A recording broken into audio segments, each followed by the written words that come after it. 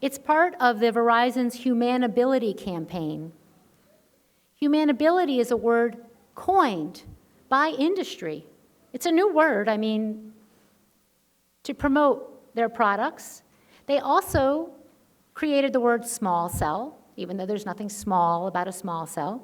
It's really microwave antennas close to us.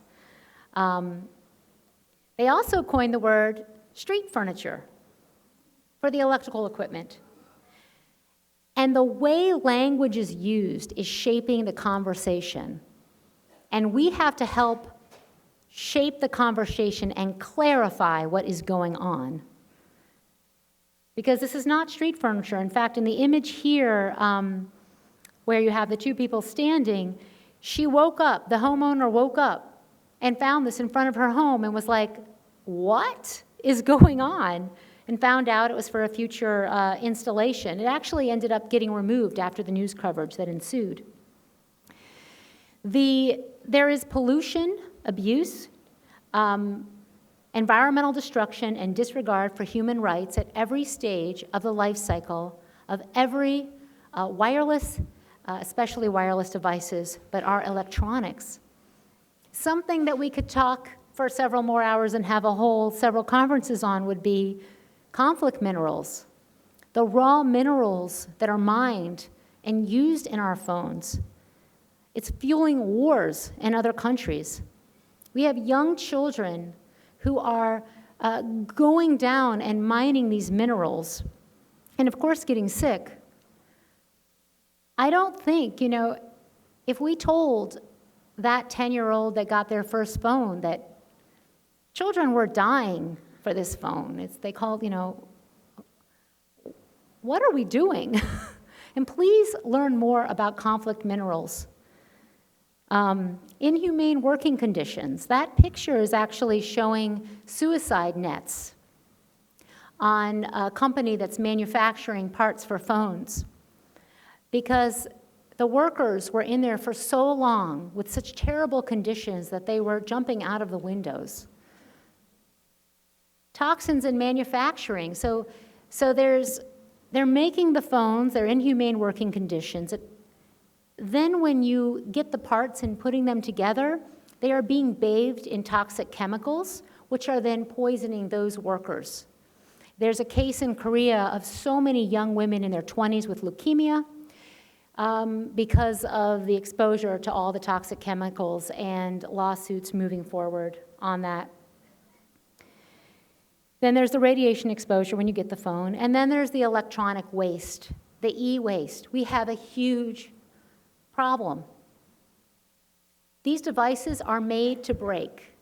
They are made to last for just a short amount of time. You know how that electric meter we used to have lasted from, decades and decades and decades?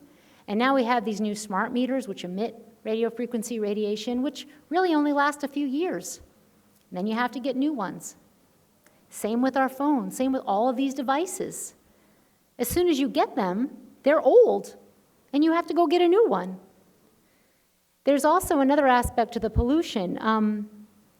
We think we're recycling devices. A lot of times, when you, quote unquote, recycle your cell phone, it's actually going to another country where there's informal recycling happening. I just did a talk on this with a lot of reports that are done on this, and it's really kids and families picking apart your phone, getting poisoned by the parts in the phone, the lead, all the toxic materials that are inside the phone when you open it up. So we have a problem. This is not a sustainable technology. It is not sustainable. It's not environmentally responsible to move forward as we are moving forward. And yet, introducing Verizon 5G Home, be free. Is this freedom? Now, in addition to research showing damage to trees, of which there is a large number, both trees and plants, you can go on our website to find that, I wanted to raise this because I was sent this article, it's from Devon Live. Trees are being trimmed and cut for this technology. The headline was, "Anger as a 100-year-old tree butchered by broadband company." The project manager was quoted as saying, "It's only natural for people to feel attached to their local environment, and we're sorry to hear of Mr. Sheard's distress," that's the man who complained that the tree was cut, "at the tree's altered appearance. This tree had overhanging branches that were interfering with BT phone lines. We needed to deliver a better service to our customers in the local area, and we also wanted to make the tree safe." And this is not a lone example of trees being trimmed. In Washington, D.C., from where I am, it is a test city, and at the 8-hour hearing that was held, I am so thankful for there are so many tree groups in D.C. who came and testified for the trees, including the Sierra Club and other groups, saying, we have to protect the trees. We don't know how this is going to affect them. You can't just just roll this out. But yet they are in D.C. People are not able to stop the rollout. We will get 100% of what you love